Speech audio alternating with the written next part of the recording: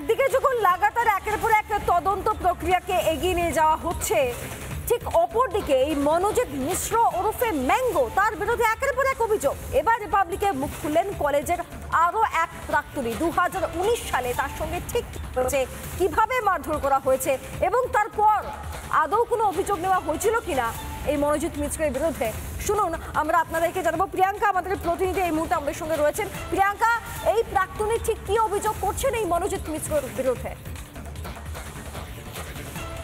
মনোজিৎ মিশ্র যে ইতিমধ্যেই কসবার যে ঘটনা, সেই ঘটনার মূল অভিযুক্ত হিসেবে উঠে আসছে, যার নাম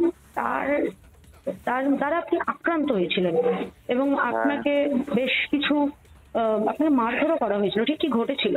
2019 সালের ঘটনা। আমাদের একটি বন্ধুর জন্মদিন পালন করার জন্য আমরা গড়িয়াহাট ক্রসিং ওখানের একটা জায়গায় রেস্টুরেন্টে আমরা খেতে যাই। সেখানে হঠাৎ করেই মনোজিৎ মিশ্র এবং তার বহিরাগত কিছু বন্ধু বান্ধবদের নিয়েছে। রাস্তার মধ্যে আমাদের সাথে কিছু মেয়ে বান্ধবীও ছিল, তাদেরকেও প্রচন্ড রকম ভাবে মারধর করে, আমাকেও মারধর করে। এর পেছনে যে কারণটা ছিল সেটা হচ্ছে খুব ভয়াবহ।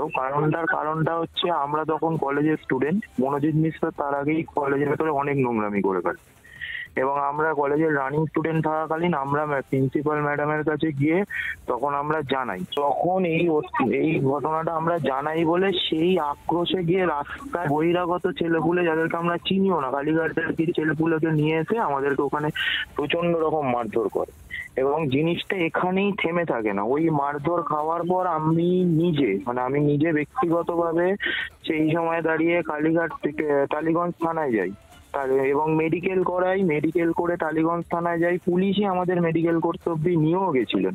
মেডিকেল করে আমরা ফিরি, কিন্তু ফিরে যখন আমরা কমপ্লেন দিতে যাই তখন আমাদের পুলিশ বলে যে আমি কোনোভাবেই কমপ্লেন নিতে পারবো না, তোমরা নিজেদের মধ্যে মিটমাট করে নাও, সবাই তো কলেজের স্টুডেন্ট, এবং নেয়ও না কমপ্লেন।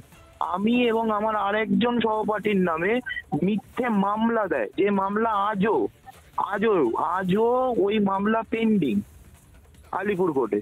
এই মহিলা নির্যাতন বহু দিন ধরে এভাবে চলছে এবং এর পরবর্তীকালে যত দিন গেছে এই মনোজিতের মতো ব্যক্তিত্ব এসে তারা এটাকে তাণ্ডব লীলা দেখিয়েছে।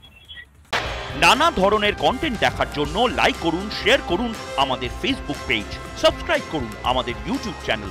পাশাপাশি অন্যান্য ব্রেকিং নিউজের জন্য অবশ্যই চোখ রাখুন রিপাবলিক বাংলায়।